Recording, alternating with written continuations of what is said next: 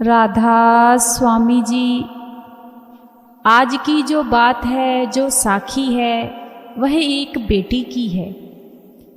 कभी कभी हम जिंदगी के जो डिसीजन हैं बहुत ही जल्दबाजी में ले लिया करते हैं। कोई भी फैसला है शादी का या किसी और काम का, कभी कभी हम बिल्कुल भी सोचते नहीं हैं, समझते नहीं हैं और बहुत ही जल्दबाजी कर जाते हैं। ऐसा ही एक परिवार सत्संगी था जो बाबा जी को बहुत प्रेम करता है, बहुत ज़्यादा।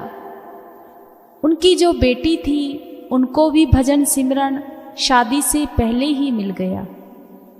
जब बेटी का रिश्ता तय किया तो कोई भी उन्हें अच्छा परिवार नहीं मिल रहा था। उनकी सोच थी कि घर परिवार भी अच्छा हो, जायदाद भी अच्छी हो, हमारी बेटी जो है खुश रहे, अपने घर में उसे किसी चीज़ की कमी ना हो। अच्छी बात है, हर एक माँ बाप की यह सोच होती है, होनी भी चाहिए।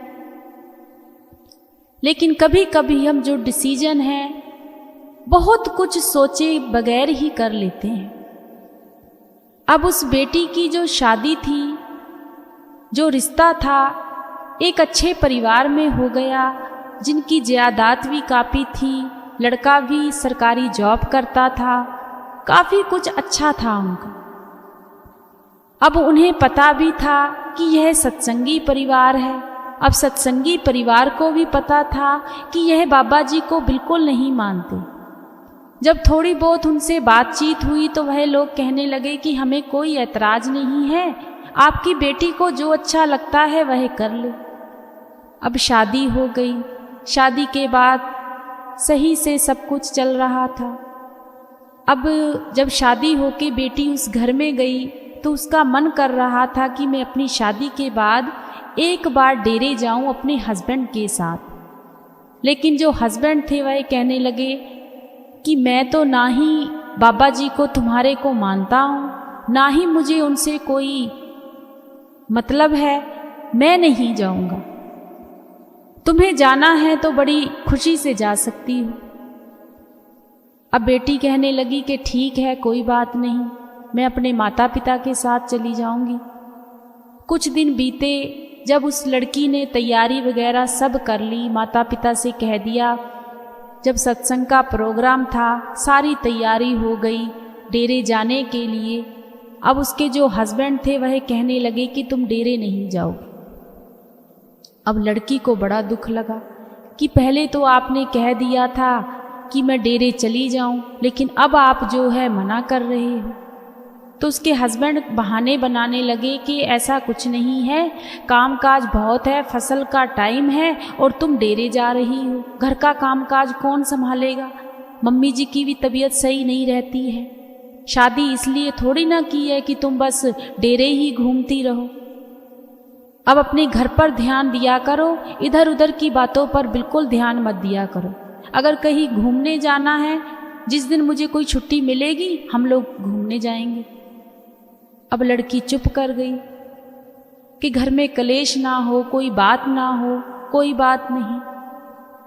समय ऐसे ही बीतता गया, लेकिन मन में बहुत चिंता, आंखों में आंसू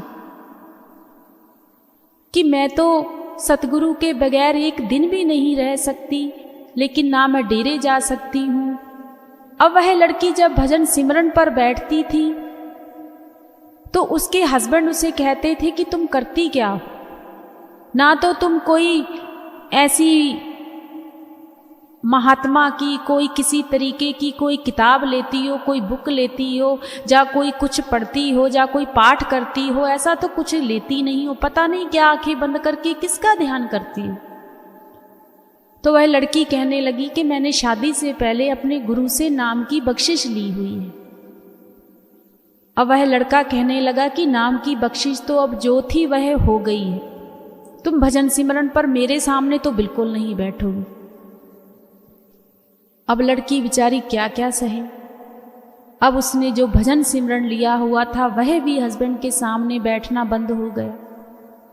बहुत रोती, मन उदास रहता, अपने माता पिता से कहती कि यह क्या हो गया है, लेकिन माता पिता कहते कोई बात नहीं बेटा, तुम अपने घर में सुखी तो हो ना, किसी चीज की तुम्हें कोई कमी तो नहीं है ना। समय बीतता गया। अब जब भी उनके घर उनके रिश्तेदार, उनके माता पिता जो भी आते थे, सारे के सारे सत्संगी थे। आकर राधा स्वामी कहते थे, गुरु की बातें करते थे। जैसे आपस में बैठे होते हैं, 4-5 लोग आए होते हैं तो अपने गुरु की बातें करने लगते थे। अब उनके घर में जब बैठकर जब बातें करते थे तो उस लड़के को बिल्कुल अच्छा नहीं लगता था। जब वह लड़का बीच में बैठा होता था तो उसे गुस्सा आता था कि पता नहीं क्या बाबा जी 24 घंटे बाबा जी करते रहते हैं। मैं तो ऐसे बाबा जी की तरफ देखता तक नहीं हूं। कभी बार तो उनके घर पर जो उनके माता पिता, जो उनके परिवार वाले भाई बहन आए होते थे तो उसके हस्बैंड उनके सामने भी बाबा जी को गाली गलौज देने लगते थे। कितनी शर्म की बात है ये। जब गाली गलौज गुरु को देते थे उसके हस्बैंड, तो लड़की ना तो माँ बाप से कुछ कह पाती थी, ना भाई बहन से कुछ कह पाती थी, और ना ही अपने हस्बैंड से कुछ कह पाती थी। आंखों में सिर्फ और सिर्फ आंसू आते थे। लेकिन उस लड़की का हौसला बहुत बड़ा था।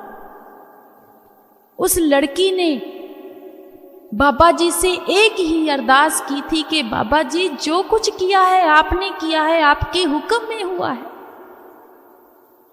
अगर मेरी किस्मत इतनी खराब थी तो आप मुझे शादी से पहले नाम की बख्शिश ही नहीं देते।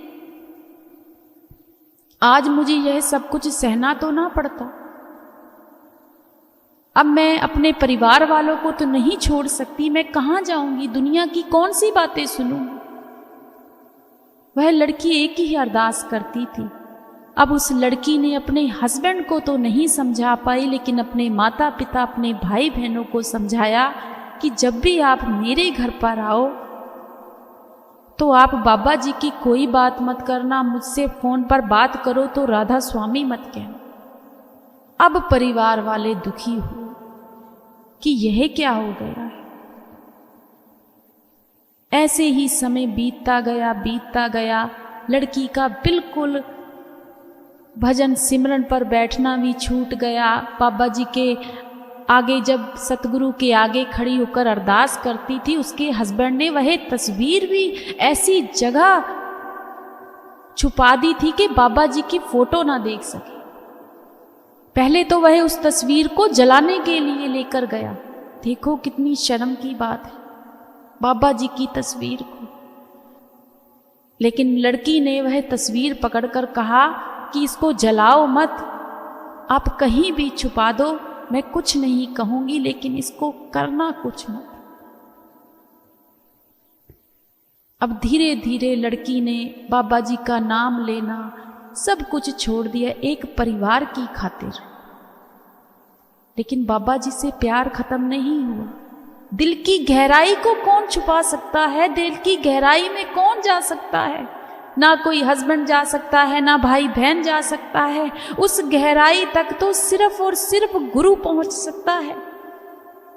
अब वह लड़की अपने अंदर ही जो गुरु का भजन सिमरन मिला था उसका नाम ध्याने लगी और एक ही बात कहती थी कि बाबा जी जो कुछ है आप पर है, छोड़ दिया है, जो करोगे अच्छा ही करोगे। समय बीतता गया। एक बार लड़का बहुत ज्यादा बीमार हो गया, उसका हस्बैंड बहुत बीमार हो गया। कमर से उठना उसका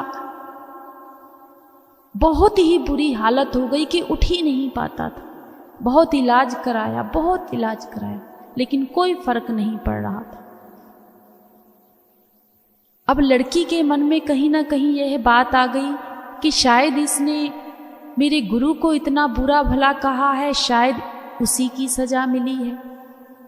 अब वह जो परिवार वाले थे उस लड़की को कहने लगे कि तुम्हारी वजह से सारा कुछ हुआ है, कि पता नहीं किस गुरु को तुम मानती थी कि आज हमारा बेटा जो है कमर से इतना परेशान हो गया है, इतना काम काज करता था, ना जॉब पर जा पाता है, ना घर बार देख पाता है। अब लड़की फिर से दुखी, फिर से परेशान अपने गुरु के आगे अरदास करने लगी। कि बाबा जी आप ही हो जो इस मुसीबत से मुझे निकाल सकते हो, मैं कुछ नहीं कर सकती। ये जैसा भी है आपने मुझे दिया है, इसका बाल भी बाका मत होने देना, क्योंकि इससे ही मेरी जिंदगी का गुजारा है। मैं आपका भजन सिमरन अपने मन में ध्या लूंगी, लेकिन इस घर पर बुरी आंच भी मत लगने देना, किसी की हाय भी ना पड़ने देना। अब उसके जो परिवार वाले थे सियानों के पास जाने लगे, बहुत कुछ करने लगे। उन्होंने हाथ पर बहुत धागे तबीत बांध दिए, गले में पहना दिए, कि बहुत ही किया कराया है। धीरे धीरे से वह जो लड़का था थोड़ा थोड़ा ठीक होने लगा। अब जो घर वाले थे उनकी नजरों में तो वह जो जिसने तावीज पहनाए थे उनको कह रहे थे, लेकिन वह जो लड़की थी वह अपने गुरु का धन्यवाद कर रही थी, अपने सतगुरु का धन्यवाद कर रही थी कि जो कुछ कर रहे हैं मेरे गुरु कर रहे हैं। बस एक कलेश को हटाने के लिए उसने एक बार भी नहीं कहा कि जो कुछ हो रहा है मेरा गुरु कर रहा है। अब ऐसे ही समय बीतता गया। वह लड़का ठीक हो गया और वह लड़की एक काम और करती थी। जो प्रसाद मिला था उसको अपने हस्बैंड की चाय में सब्जी में डालकर देती थी, लेकिन उसको बिल्कुल भनक तक नहीं थी, ना ही बताया आज तक। पता नहीं गुरु ने कितने दुख काटे होंगे। आज के समय में, इस टाइम भी, आज के दिन में वह लड़की बहुत परेशान है कि मैं बाबा जी के घर नहीं जा पाती, मेरे हस्बैंड जाने नहीं देते, उनको मानते नहीं हैं। लेकिन उस लड़की ने अपनी जिंदगी को जीना सीख लिया है। अगर घर में कलेश करती तो शायद आज तलाक हुआ होता। कहाँ जाती दुनिया की बदनामी। लेकिन उस लड़की ने सिर्फ और सिर्फ अपने आप को समझाया। परिवार वालों को समझाना उसके लिए बिल्कुल मुश्किल हो चुका है। उस लड़की की जुबानी यह बात है कि आज भी मैं कुछ नहीं कहती अपने परिवार वालों को, जैसे भी चल रहा है अच्छा चल रहा है। लेकिन मैं एक चीज के लिए कहती हूं कि कभी भी अगर कोई भी माता पिता अपने बच्चों का रिश्ता करता है तो बहुत ही सोच समझ कर करे, जल्दबाजी में कभी कोई फैसला ना ले।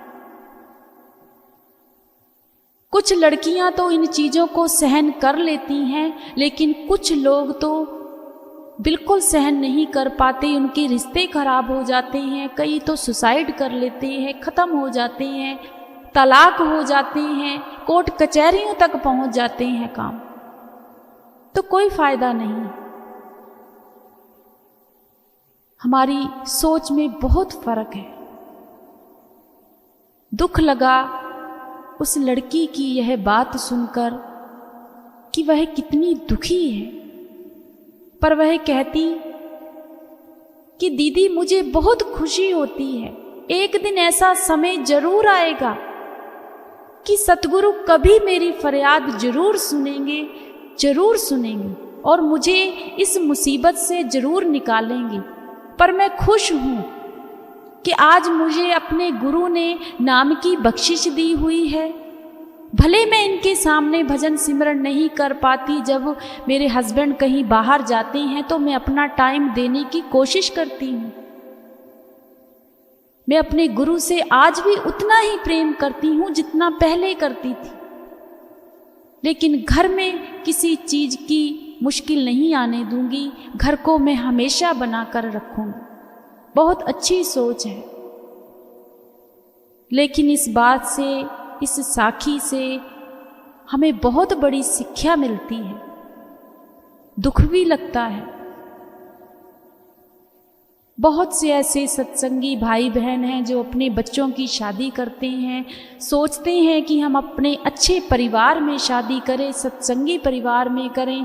अगर सत्संगी परिवार उन्हें नहीं मिलता तो वो लड़कियों की खुशी के लिए उन्हें एक अच्छे परिवार में भेज देते हैं कि वहाँ पर अच्छा खान पान है, रहन सहन अच्छा है, हमारी बच्चे खुश रहेंगे।